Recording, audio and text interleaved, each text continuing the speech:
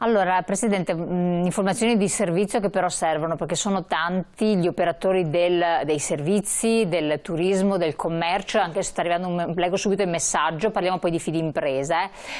Sui giornali oggi ho letto della pubblicità che la Calabria fa del proprio territorio utilizzando la paura del Covid per il turismo al nord. È una vergogna, scrive Franco, ne parlavamo poco fa. Sì.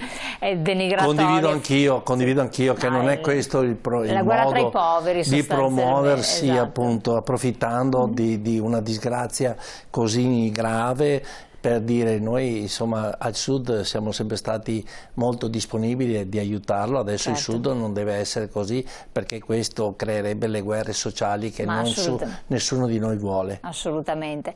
Allora lei diceva che voi avete questo sistema di Fidimpresa che è molto efficiente proprio perché parcellizzato sul territorio, cioè che tipo di aiuto proprio schematicamente dà a chi magari ci segue, che ha un negozio che è in difficoltà, che non sa a chi rivolgersi? Sì. Noi diciamo che abbiamo un Fidimpresa che è molto presente nel territorio, è un Fidimpresa veneto, però è radicalizzato tutte nelle provinciali ma anche nelle mandamentali, perché noi abbiamo i nostri funzionari che appunto girano il territorio, perché ognuno ha bisogno in maniera diversa di essere aiutato per qualsiasi tipo di problema, che può essere il magazzino, la liquidità, rinnovare, di tante specie. Noi andiamo a intervistare questi nostri associati e dopodiché gli tagliamo il vestito su misura per loro, e devo dire la verità che questo sta dando parecchia soddisfazione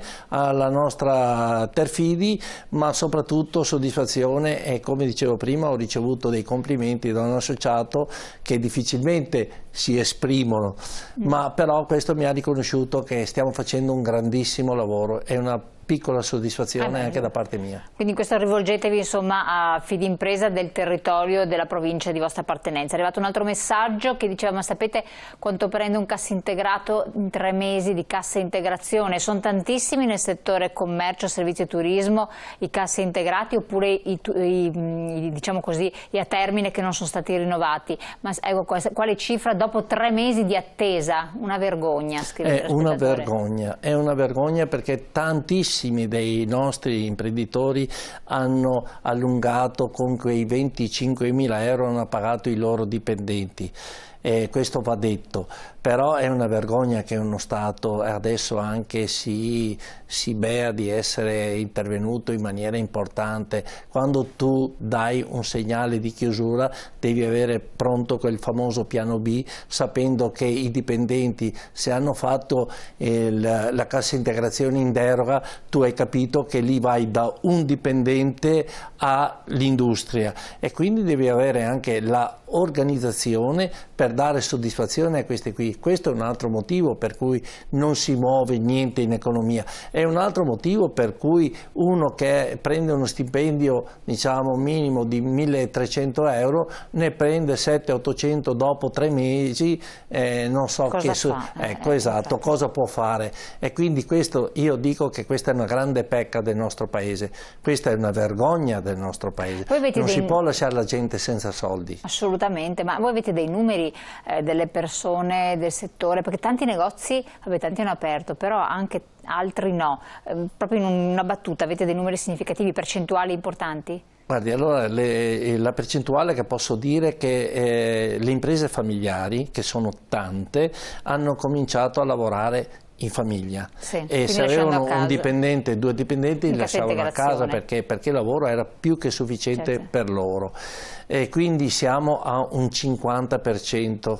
Anche di forza lavoro. Il ristoratore con questa legge diciamo anti-Covid del distanziamento sociale, anche questo sta lavorando al 50% se è fortunato, o altrimenti altri sono anche chiusi. Però al di là del 50% c'è proprio una situazione di diffidenza nell'uscire da casa, la gente si è abituata a casa, dobbiamo cominciare a impadronirci della nostra vita, fare la vita sociale che facevamo prima e cominciare a vivere, perché vivere in queste situazioni è come lavorare in smart working. Affronteremo anche quello la prossima volta. Lo facciamo con un sorriso, ma il tempo è volato, siamo giunti al termine. Come lavorare in smart working? Puntini, puntini, puntini. Presidente, la ringrazio di essere stato qui con noi. Ringrazio voi. Grazie ai nostri telespettatori di averci seguito, di aver partecipato con i vostri messaggi. Noi come sempre ci ritroviamo questa volta in diretta domani alle 13, ma comunque le nostre puntate poi vanno in replica alle 19:35 ogni sera. Grazie.